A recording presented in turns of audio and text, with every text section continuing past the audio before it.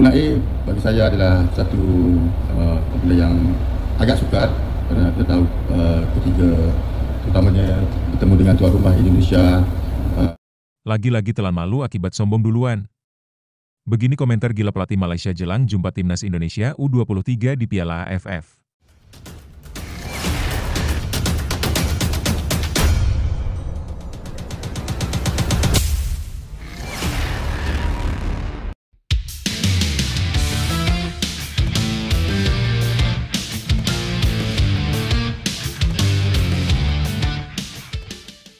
Lagi-lagi telan malu akibat sombong duluan. Begini komentar gila pelatih Malaysia jelang jumpa timnas Indonesia U23 di Piala AFF.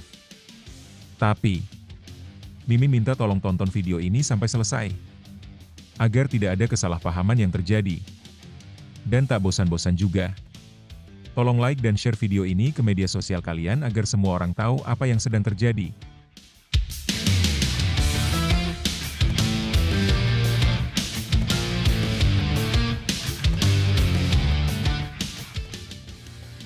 Awalnya pelatih tim nasional U23 Malaysia, Mohammad Nafouzi Zain, mengakui bahwa dukungan besar dari supporter Indonesia akan menjadi tantangan tersendiri saat timnya menghadapi Indonesia dalam laga pamungkas fase grup ASEAN Cup U23 2025. Pertandingan penentu grup A ini dijadwalkan berlangsung di Stadion Utama Gelora Bung Karno, SUGBK, Jakarta, pada Senin, 21 Juli 2025. Tuan rumah Indonesia dipastikan mendapat dukungan penuh dari ribuan pendukung setia di tribun stadion, yang dinilai Nafouzi sangat militan dan bersemangat. Kami menyadari betapa luar biasanya antusiasme supporter Indonesia. Mereka sangat fanatik dalam mendukung timnya. Namun, pemain kami juga memiliki semangat dan tekad kuat untuk bertanding. Saya rasa Indonesia hanya beruntung saja waktu mengalahkan Filipina. Jujur permainan mereka tidak spesial sama sekali, hanya saja media terlalu membesar-besarkan kemenangan Indonesia, ujar Nafouzi dalam wawancara dengan Harian Metro. Ia menegaskan, laga kontra Indonesia menjadi ujian sesungguhnya bagi para pemain muda Malaysia. Ini momen yang tepat bagi pemain kami untuk menunjukkan kapasitas mereka di level tertinggi, tambahnya. Nah, sebelum lanjut mendengar berita ini, untuk para netizen, keluarkan satu kalimat pamungkas untuk menanggapi kabar ini. Menurut kalian, apakah kalian yakin timnas Indonesia U23 bisa mengalahkan Malaysia U23 di SUGBK nanti? Atau justru, timnas Indonesia U23 bakal jadi bulan-bulanan dan lumbung gol Malaysia U23 nanti? Masih menurut kalian? Kira-kira berapa prediksi skor Indonesia U23 versus Malaysia U23 nanti? Ayo teman, berikan tanggapan kalian di kolom komentar.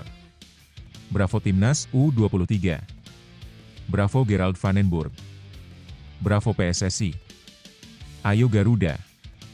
Buktikan bahwa level kita sudah dunia. Buktikan bahwa kita adalah raksasa Asia. Juara Piala AFF U23 harga mati. Di sisi lain, jangan lupa juga satu kalimat khusus untuk tim kepelatihan timnas Indonesia di semua kelompok umur yang sedang berusaha keras memajukan sepak bola Indonesia. Silahkan tulis di kolom komentar. Ayo terbang tinggi Garuda.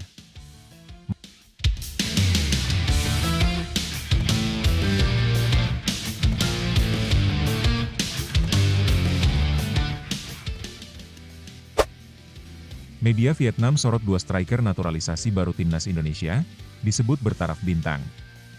Perhatian publik sepak bola kembali tertuju pada timnas Indonesia setelah muncul kabar bahwa dua pemain keturunan akan segera bergabung lewat proses naturalisasi.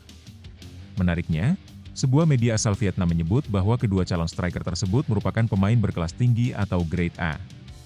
Ketua Umum PSSI, Erick Thohir, mengonfirmasi bahwa federasi tengah memproses naturalisasi dua pemain depan berdarah Indonesia sebagai pengganti Ular Romeni yang mengalami cedera serius. Namun, identitas kedua pemain tersebut masih dirahasiakan demi kelancaran proses administrasi. Prosesnya sedang berjalan. Kami serius ingin menambah dua pemain baru untuk memperkuat lini depan timnas. Tapi, belum bisa saya sebutkan siapa mereka, ujar Erick kepada media pada Jumat 18 Juli. Diketahui, komunikasi intens telah dilakukan dengan kedua pemain diaspora tersebut, dan keduanya telah menyatakan kesediaan untuk menjadi WNI. Menurut Erick, kesepakatan telah tercapai sejak Kamis malam, 17/7, namun pengumuman resmi masih menunggu persetujuan dari Kementerian Pemuda dan Olahraga serta DPR. Dokumen mereka akan segera kami serahkan. Setelah itu, baru bisa diumumkan secara resmi, tambah Erik. Mengenai posisi, Erik menegaskan bahwa keduanya akan mengisi sektor penyerangan. Kalau soal posisi, kita sudah cukup di lini belakang.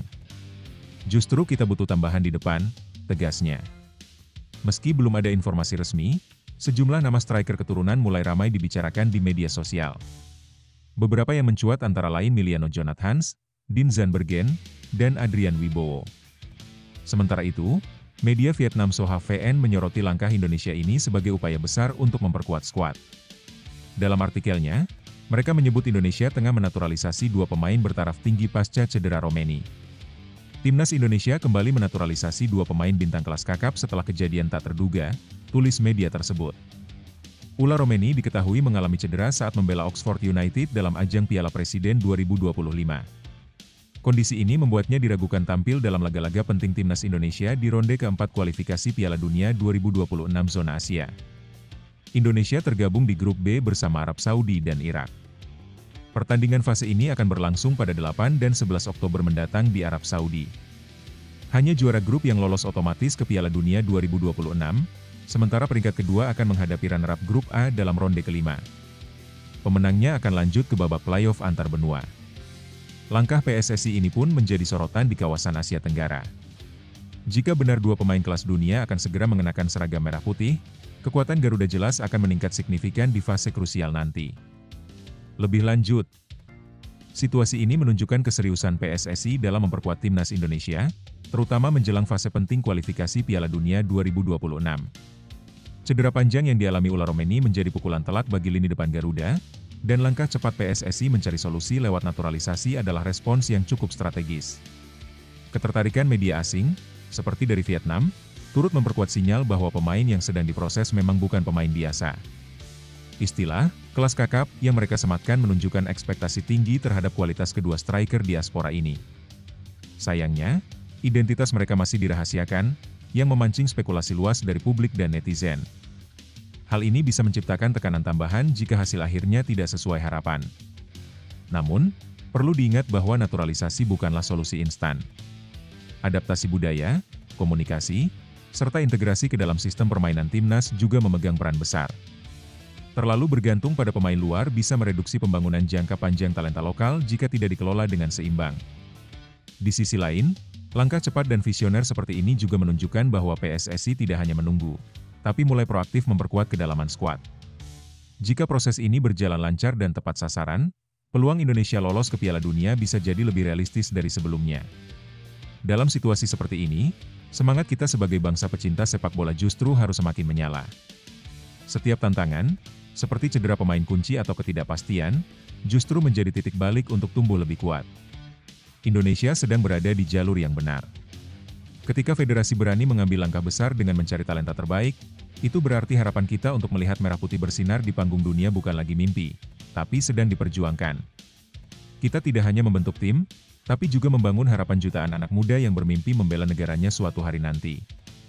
Jangan biarkan keraguan mengalahkan keyakinan. Setiap pemain, pelatih, dan pendukung punya peran penting dalam perjalanan ini. Mari kita terus dukung, jaga semangat Garuda, dan percaya bahwa bersama, di dalam dan luar lapangan, kita bisa buktikan bahwa Indonesia layak bersaing di level tertinggi dunia. Garuda bukan hanya simbol, ia adalah semangat yang tak pernah menyerah. Gerald van den Burg, Arhan Fikri pantas main di klub besar, dia pemain kelas dunia. Pelatih Timnas U23 Indonesia, Gerald van den Burg, memberikan apresiasi luar biasa kepada gelandang muda Arhan Fikri setelah kemenangan tipis timnya atas Filipina dalam lanjutan grup A Piala AFF U23 2025. Bermain di Stadion Utama Gelora Bung Karno, Jakarta, Jumat, 18 Juli 2025, Timnas U23 Indonesia berhasil mengalahkan Filipina dengan skor 1-0 lewat gol bunuh diri Jaime Rosquillo di menit ke-23. Meski hanya menang tipis, performa Arhan Fikri tetap mencuri perhatian. Menurut saya, Arhan adalah pemain dengan kualitas dunia. Dia punya teknik, visi, dan kepercayaan diri yang luar biasa di lapangan, ujar Van den Burg kepada media usai pertandingan. Arhan, yang juga merupakan pemain Arema FC, tampil solid di lini tengah. Tak hanya rajin membangun serangan, ia juga beberapa kali menciptakan peluang melalui tendangan jarak jauh yang nyaris berbuah gol. Sebelumnya, Saat Indonesia melumat Brunei 8-0 di laga perdana grup, Arhan juga ikut mencetak gol. Ia mencetak gol ketiga timnas di menit ke-20 lewat tembakan keras dari luar kotak penalti, setelah menerima umpan pendek dari Robbie Darwish. Van den Burg menyebutkan bahwa Arhan layak mendapatkan kesempatan bermain di level klub yang lebih tinggi. Kalau melihat caranya bermain, saya percaya dia bisa tampil di klub besar. Potensinya luar biasa, lanjut pelatih asal Belanda itu. Namun, Van den Burg tak hanya menyoroti performa Arhan. Ia juga memuji kekompakan tim secara keseluruhan. Ia menyebut bahwa timnas U23 Indonesia saat ini memiliki banyak pemain berbakat yang saling melengkapi. Kalau Arhan tidak bisa ambil sepak pojok, kita punya Kakang dan Kadek yang bisa. Semua pemain punya kontribusi penting. Yang terpenting sekarang adalah bagaimana kami melatih dan mengembangkan mereka, tambahnya. Dengan 2 kemenangan beruntun di fase grup, peluang timnas U23 Indonesia untuk melangkah ke semifinal terbuka lebar. Selanjutnya, mereka akan menghadapi laga penentuan melawan Malaysia, yang juga mengincar tiket ke babak selanjutnya. Lebih lanjut, situasi ini menunjukkan bahwa timnas U23 Indonesia tengah berada di jalur positif di ajang Piala AFF U23 2025, meski masih menyisakan beberapa pekerjaan rumah. Kemenangan tipis atas Filipina memang tidak sepenuhnya mencerminkan dominasi permainan, tapi tetap menunjukkan mentalitas juang dan fokus para pemain muda, termasuk peran kunci Arhan Fikri di lini tengah.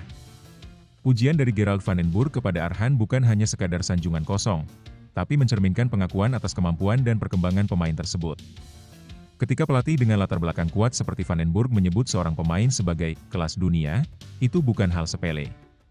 Itu menjadi sinyal bahwa Indonesia memiliki talenta yang, dengan pembinaan yang tepat, bisa bersaing di level yang jauh lebih tinggi. Namun di sisi lain, keberhasilan Arhan tak boleh membuat kita luput dari tantangan kolektif tim. Ketergantungan pada beberapa individu, ditambah kesulitan mencetak gol dalam laga melawan Filipina, menunjukkan bahwa penyelesaian akhir dan kreativitas lini serang masih perlu diasah. Dominasi permainan tidak akan berarti banyak jika tidak bisa dikonversi menjadi gol. Hal yang patut diapresiasi juga adalah pendekatan Van den Burg yang mendorong kolektivitas dan fleksibilitas pemain. Ia tidak hanya terpaku pada satu bintang, tetapi juga menggarisbawahi pentingnya kontribusi dari semua lini, bahkan menyebut pemain-pemain lain seperti Kakang dan Kadek yang mampu mengisi peran saat dibutuhkan. Secara keseluruhan, ini adalah gambaran tim yang berkembang. Ada harapan besar, namun juga kebutuhan untuk terus membangun fondasi permainan yang solid dan seimbang. Fokus, konsistensi, dan rotasi pemain yang tepat akan sangat menentukan sejauh mana Garuda Muda bisa terbang di turnamen ini dan di level internasional ke depannya. Setiap langkah kecil menuju kemenangan adalah hasil dari kerja keras, keyakinan, dan semangat pantang menyerah. Timnas U23 Indonesia telah menunjukkan bahwa dengan tekad dan kepercayaan diri, segala tantangan bisa dihadapi, bahkan saat hasil belum sempurna. Bagi para pemain muda seperti Arhan Fikri, ini adalah saatnya membuktikan bahwa talenta Indonesia layak bersaing di level tertinggi. Tidak perlu menunggu sampai sempurna untuk bersinar. Tugasmu adalah terus belajar, terus berkembang, dan terus percaya bahwa kamu bisa menjadi lebih baik dari hari ini. Kemenangan bukan hanya tentang skor, tapi tentang karakter. Dan karakter itu sudah mulai terlihat di lapangan. Jangan takut gagal, karena kegagalan adalah bagian dari proses menjadi hebat. Garuda Muda, terus terbang lebih tinggi. Seluruh negeri percaya dan mendukung kalian. Buat sejarah, bukan alasan. Masa depan sepak bola Indonesia ada di kaki kalian. Buktikan bahwa kalian layak dikenang. Erick Thohir soroti gol bunuh diri di kemenangan tipis timnas U23 Indonesia atas Filipina. Ketua Umum PSSI, Erick Thohir, mengapresiasi kemenangan timnas U23 Indonesia atas Filipina dalam laga kedua grup ASEAN Cup U23 2025. Meski timnas menang 1-0, Erick menilai hasil tersebut belum menunjukkan ketajaman lini depan Garuda Muda. Laga yang berlangsung di Stadion Utama Gelora Bung Karno itu dimenangkan Indonesia berkat gol bunuh diri dari bek Filipina, Jaime Rosquillo, pada menit ke-23. Gol itu terjadi setelah lemparan jauh Robbie Darwish ke dalam kotak penalti disambut sundulan Rosquillo yang justru memantul ke mistar dan masuk ke gawang sendiri, gagal diantisipasi kiper Filipina. Meskipun dominan sepanjang pertandingan, skuad asuhan Gerald Van den Burg tak mampu mencetak gol melalui skema serangan mereka sendiri. Beberapa peluang emas dari Raihan Hanan hingga Jens Raven tak mampu dikonversi menjadi gol. Erick menyampaikan, yang penting tetap 3 poin. Kita menguasai hampir 67% bola, melakukan 17 tembakan dengan 7 diantaranya mengarah ke gawang. Tapi yang jadi gol justru dari bunuh diri lawan. Menurutnya, sektor depan menjadi pekerjaan rumah yang harus segera dibenahi sebelum laga berikutnya. Terlebih saat menghadapi tim kuat seperti Malaysia di pertandingan terakhir fase grup. Saya berharap lini depan bisa lebih tajam. Kalau lini tengah dan belakang sudah tampil maksimal, tinggal bagaimana kita menambah kekuatan di lini serang, ujarnya. Erik juga menyoroti kontribusi pemain-pemain muda yang tampil reguler di Liga 1, seperti Kadek Arel, Bali United, Kakang Rudianto, Persib, Doni Tripamungkas dan Raihan Hanan, Persija, serta Arhan Fikri, Arema. Menurutnya, jam terbang mereka di Liga memberi dampak positif bagi performa timnas. Klub-klub sudah memberikan menit bermain yang cukup kepada pemain U23. Itu membuktikan bahwa kebijakan 7 pemain asing per tim sudah ideal. Sisanya bisa dimanfaatkan untuk regenerasi pemain lokal, jelas Erik. Pria yang juga menjabat sebagai Menteri BUMN itu juga menegaskan pentingnya fokus menghadapi laga krusial selanjutnya melawan Malaysia, yang akan digelar pada Senin, 21 Juli 2025. Kita harus kembali fokus untuk menghadapi Malaysia. Ini pertandingan penting, dan kita harus tampil lebih tajam serta efisien, tutupnya. Lebih lanjut, situasi kemenangan timnas U23 Indonesia atas Filipina lewat gol bunuh diri mengandung dua sisi yang kontras. Di satu sisi, kemenangan ini memberi 3 poin penting yang menjaga peluang Indonesia untuk melaju ke babak selanjutnya. Namun, di sisi lain, gol satu-satunya yang tercipta bukan berasal dari inisiatif serangan efektif tim sendiri, melainkan dari kesalahan lawan. Ini menunjukkan bahwa efektivitas lini depan masih menjadi masalah serius. Dominasi penguasaan bola dan banyaknya peluang tidak sebanding dengan hasil akhir yang diperoleh. Meski penguasaan bola mencapai 67% dan ada 17 percobaan ke gawang, tak satu pun berbuah gol melalui skema yang dibangun sendiri. Ini memperlihatkan kurangnya penyelesaian akhir yang klinis dan kurangnya kreativitas di sepertiga akhir lapangan. Pujian pantas diberikan kepada sektor tengah dan belakang yang tampil solid. Para pemain muda yang mendapatkan menit bermain reguler di Liga 1 menunjukkan kontribusi nyata. Ini sekaligus menguatkan pentingnya kebijakan pembatasan pemain asing untuk memberi ruang regenerasi pemain lokal. Namun jika Indonesia ingin bicara banyak di turnamen ini, terlebih menghadapi tim sekelas Malaysia, peningkatan di lini depan adalah keharusan. Ketajaman serangan, penyelesaian akhir, dan mental mencetak gol harus ditingkatkan segera. Dominasi tanpa gol yang lahir dari permainan sendiri tidak cukup untuk menghadapi lawan dengan kualitas yang lebih tinggi. Secara keseluruhan, ini adalah kemenangan penting tapi juga menjadi peringatan. Hasil baik bukan jaminan performa yang ideal. Evaluasi harus dilakukan segera, terutama dalam hal memaksimalkan peluang menjadi gol nyata. Kemenangan bukan selalu tentang seberapa indah gol yang tercipta, tapi tentang semangat untuk terus maju dan belajar dari setiap langkah. Gol bunuh diri yang membawa timnas U23 Indonesia menang bukanlah kebetulan semata. Itu adalah hasil dari tekanan, kerja keras, dan upaya tak kenal lelah sepanjang laga. Setiap pertandingan adalah proses, dan proses itulah yang membentuk tim besar. Hari ini mungkin belum sempurna, tapi bukan berarti gagal. Justru disinilah letak peluang untuk berkembang. Saat penyelesaian akhir belum tajam, semangat juang dan kekompakan jadi fondasi yang tak tergantikan. Untuk para pemain muda, kalian sedang menulis cerita besar untuk sepak bola Indonesia. Jangan berhenti. Terus berlatih, terus percaya. Gol indah akan datang, tapi karakter dan determinasi adalah yang membuat kalian layak untuk menang. Dan untuk para supporter, tetaplah percaya.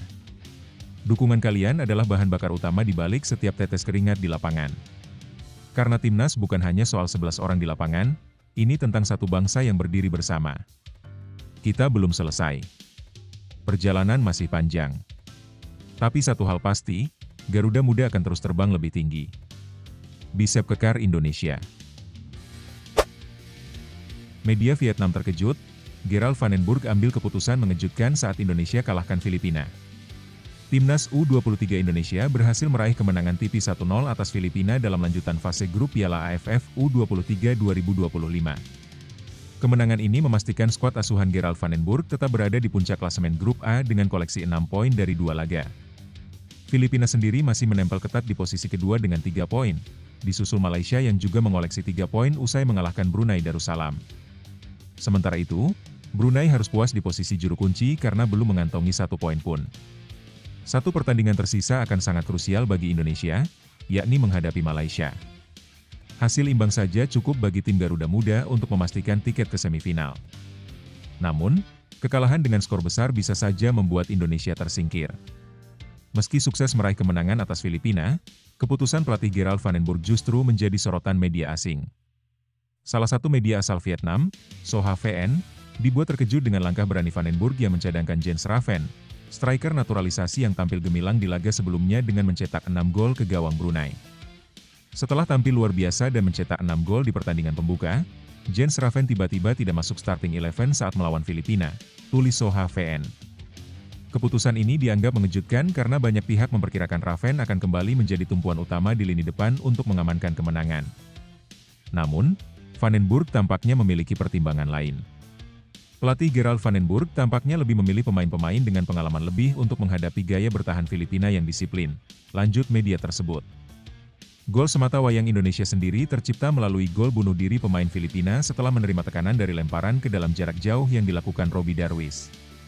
Kini, fokus timnas Indonesia beralih ke pertandingan terakhir melawan Malaysia yang akan menentukan langkah mereka di turnamen ini.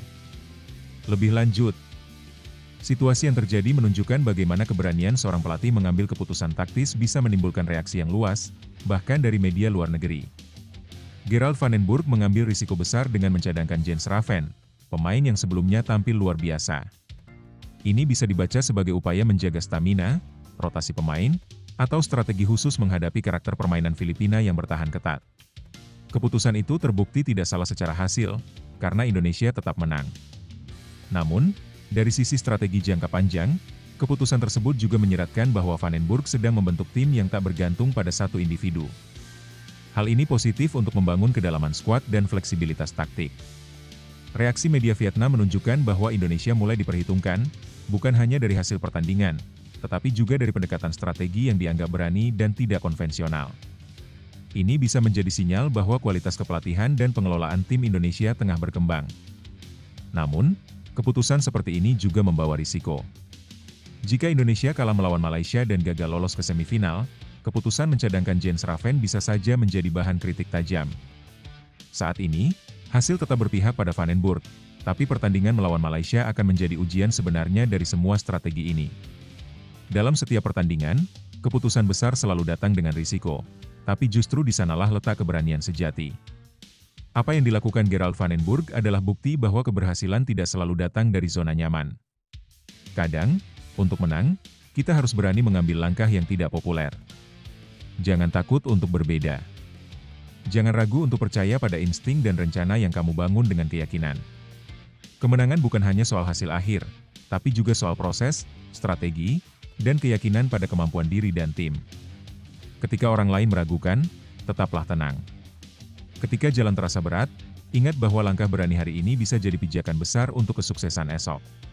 Semangat terus, Garuda Muda, dan bagi siapapun yang sedang berjuang, percayalah, keberanian hari ini adalah kemenangan di masa depan.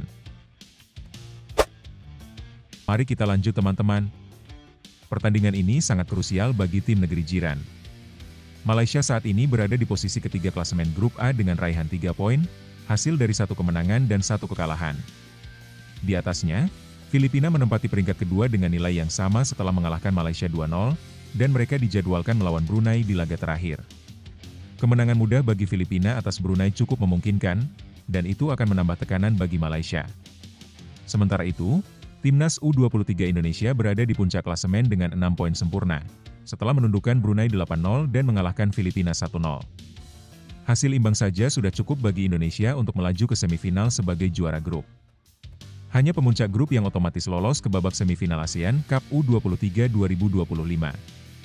Sedangkan peringkat 2 masih harus bersaing dengan runner-up grup lain untuk memperebutkan 1 tiket tambahan.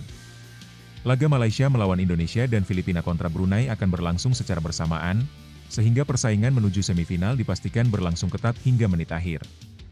Lebih lanjut, situasi di grup ASEAN Cup U23 2025 sedang memanas menjelang laga terakhir. Timnas U23 Indonesia berada di posisi paling aman dengan 2 kemenangan yang membuat mereka memuncaki klasemen. 1 poin tambahan saja sudah cukup membawa mereka ke semifinal sebagai juara grup.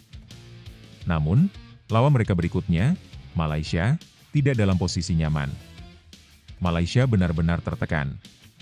Kekalahan dari Filipina sebelumnya membuat mereka harus menang melawan Indonesia jika ingin menjaga peluang lolos. Sementara di sisi lain, Filipina juga punya peluang besar karena mereka akan menghadapi Brunei, tim yang sejauh ini tampil paling lemah.